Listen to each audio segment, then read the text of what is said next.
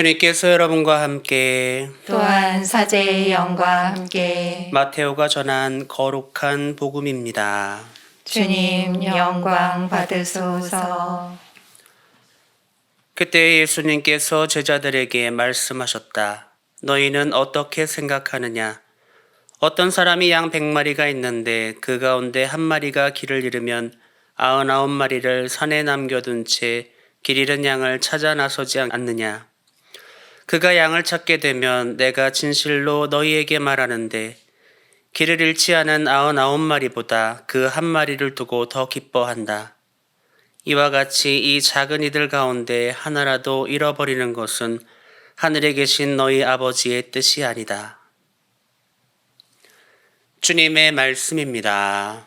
그리스도님 찬미합니다. 참 예수님, 참 예수님. 대림 두 번째 주일 주간 화요일 오늘 복음을 묵상하면서 잃어버린 양에 대한 비유 말씀을 오늘 예수님께서 해주셨습니다. 이 서해교리 주간에 잃어버린 양을 어떻게 우리가 연결시킬 수 있을까? 오늘 복음을 묵상하면서 왠지 아기 예수님의 모습 그리고 아기 예수님을 괴롭히고 아기 예수님의 목숨을 앗아가려고 하는 헤로데의 모습이 떠올랐습니다. 강한 권력을 가진 헤로데 그리고 약한 모습의 예수님. 권력을 위해서라면 무슨 일이든 하고야만은 난폭한 임금이었던 헤로데와 그에 비하면 보살핌이 절대적으로 필요한 아기 예수님의 모습이 비교되면서 오늘 이런 생각을 해보았습니다. 많은 부하를 거느린 임금, 또 가녀린 어머니와 힘없는 아버지에게 전적으로 의지하는 아기 예수님, 죽이려고 하는 헤로데와 조상들이 노예살이를 했던 가장 천박한 피난지였던 에집트로라도 도망가지 않으면 안 됐던 아기 예수님, 그리고 아기 예수님을 대신하여 죽어가는 2세 미만의 어린 아기들, 그리고 그들의 어머니와 가족들 모두 약한 존재들의 모습이 떠오릅니다. 그렇다고 해서 이 약한 이들이 잃어버린 양이냐 이렇게 말할 수는 없을 것입니다. 2022년 성탄을 기다리는 두 번째 대림초와 함께하는 이 시기에 이 시대의 강자와 약자 그리고 죽이려는 자들과 죽음을 당하는 이들을 떠올려 봅니다. 그 안에서 누가 잃어버린 양이고 누가 예수님께서 만나고자 하시는 찾으려고 하시는 어린 양일까요?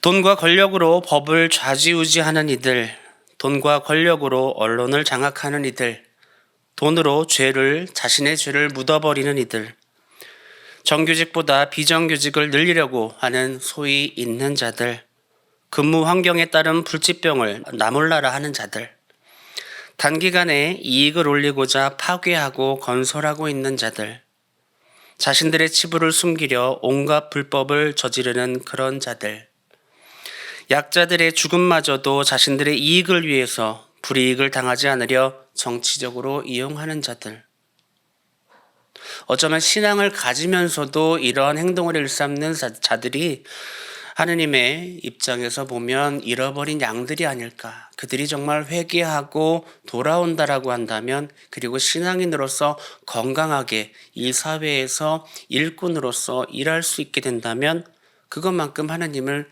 기쁘게 할 수 있는 일이 어디 있을까라는 생각을 해보게 됩니다. 반대도 있죠.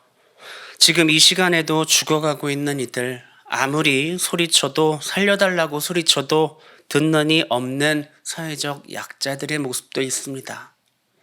그분들을 돌보지 말자 이런 얘기는 아닙니다. 당연히 우리가 그분들과 함께하고 돌보아야겠죠. 우리가 이 세상에서 아무리 강할지라도 하느님의 말씀과 함께하지 않는다면 죽게 될 것입니다. 이 땅에서 아무리 연약할지라도 하느님의 말씀과 함께하면 살 수 있을 것입니다. 죽이려고 하는 왕은 죽고 죽임 당할 악인은 삽니다. 왕은 실패하고 악인은 성공합니다.